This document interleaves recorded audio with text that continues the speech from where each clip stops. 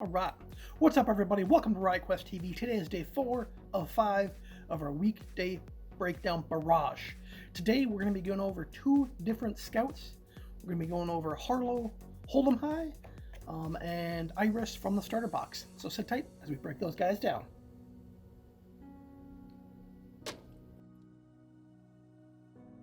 We're going to take a look at here is Harlow Holdemhigh. Let's take a look at his stat card here. Speed 4. Defense 2-5, so he's a little bit on the lower end. This guy can get hit hard, and stamina 3. Ambidextrous. With this model, when this model targets an enemy with a ranged attack, you can choose one additional enemy within the weapon's range to be targeted as well. Make one die roll and compare the results to each target separately. It's pretty sweet. Double attack. Deadeye. This model ignores cover. Spotter. Enemies within 2 spaces of this model are -1 defense against range attacks made by this model in your crew. Spellstorm pistols, 3 range, 3 blue dice. Alright, so let's take a closer look at Harlow Holdemhigh. Harlow Holdemhigh is one of those characters that if he spawns in right off the start of a game, you need to look at where he's at and plan your first couple turns around his double shot. I'm really efficient at trying to minimize the amount of damage this guy can do early on, and I usually focus fire this guy and kill him as soon as possible. The reason for that is he only gets to throw 3 blue dice, so he doesn't hit that hard, but the ability just to do damage on 2 different guys is huge. That's getting like an additional attack every turn. And with him only having 2 defense, he's really weak to everybody, so even your classes that normally can't hit, you can kind of sneak them in and get a cheap shot on them if you need to finish them off. But if this guy gets equipment on like Deserounds, that's when he just starts just commanding the board, pot shotting people and getting that huge damage in. So you just have to make sure to keep Harlow under control. And again, trying to keep your forces split. Thunderhead Fortress, it's a little bit harder because it's just an open map. But when you're playing like Hull Grinder, you can definitely play different angles to try to keep your people out of range. But whenever moving around Harlow, always check his range. That way, if you one space over can give him a double shot when you could have just moved a space to the left and you'd been fine. So when playing against Harlow Holdemhigh, just make sure to keep an eye on where he's on the board and maximize moving around his double shot. And if you kill him super fast, it takes him out of the game. So he can't be that powerful then, right? Harlow's gear, the DeMaterializer. That's a big word for you. DeMaterializer.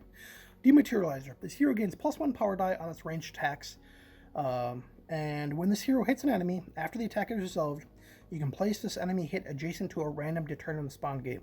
This is not considered spawning. For 4 loot, I don't mind this. It powers up your ranged guys. The other one that does it that's really popular is Deserounds. Anything that pumps up like Harlow or any of the other ranged guys is just awesome. 1 power die, that's a good bump. Randomly putting him on a spawn gate is fun, don't get me wrong on that, but sometimes planning to kill that character afterwards or maybe puts him in a spot that's not bad. Again, that's the random chaos to this game, and if you love the random chaos, this will fit right up your alley. If you're more constructive and you have a plan and you know what you want to do, this sometimes can throw you off because you don't know where he's going. So DeMaterializer would fit in my list. I just like pumping up. This would just be a great pump up for my range guys. As for this random spawn part, depends what kind of game I'm playing. If I'm going crazy, playing for fun, straight up, like you should be if you're playing Riot Quest, this guy will fit your gear. If you're playing in a tournament or you're trying to get a league win for something better and you just want the random chaosness of the game, I'd probably stay away from this gear. But if not, play Chuck Dogwig in this and you can just run around zapping people away and send them to different gates. But so that is it to DeMaterializer. As a scout, I'd say Harlow Holdemhigh is a tier 2. Just like all the scouts, he's really good. He does what a scout wants to do. He's got spotters, so you can't even hide in with Gubbin in sections to give Gubbin that 6-7 defense. This guy is called the Gubbin Slayer, so always watch out also. He's really good at poking him off. So, but other than that, no, Harlow's great. Put some gear on him and he'll dominate the board. So that is Harlow Holdemhigh. Now let's take a look at our starter box scout and see how she has fared over is that the word I'm looking for? I think so. How she has fared, there we go, over the time since more scouts have been released, and see how she hangs up to them. So, hangs up them. Bam. All right, Eyriss. Speed 5, defense 4-5, stamina 3. Ooh, dual crossbows. Let's check out Eyriss here. Motivator. Other models in your crew that begin a run within 2 spaces of this model get +1 speed. Spotter. Enemies within 2 spaces of this model are -1 defense against range attacks made by models in your crew. Gunblades. Melee 1, 2 blue. Magnabow pistols. 3 range, 3 blue. Swift Hunter. If this model hits an enemy within this attack, this model can move up to 3 spaces immediately after resolving the attack. She's got 1 more speed than most people. She's a scout, she should, but the rest of her stats are pretty normal there. So, how Eyriss has fared out since other scouts have come out. I loved Eyriss. I used her a lot. But I think other scouts are doing what she does, but better now. When you look again at what she does, she has Spotter, which they all have Spotter, so that doesn't matter. So she has Motivator and Swift Hunter. Motivator is very subpar. It's really good early on when you start off in your corner and you give your guys +1 speed to get around the board. But as the game progresses, that +1 speed is very limiting and not as useful. And Swift Hunter is probably one of my top favorite abilities in the game. So like she can get away with some things like shooting somebody, moving over to a treasure chest, shooting someone, jumping onto a camouflage type area to give a higher defense, or shooting somebody and just getting out of their shoot range if they haven't activated yet. But overall, her stats are very meh. Her abilities doesn't bring too much to the board. Sadly, I think Eyriss has been delegated farther back on the tier list, maybe even down to tier 3, tier 2, tier 3.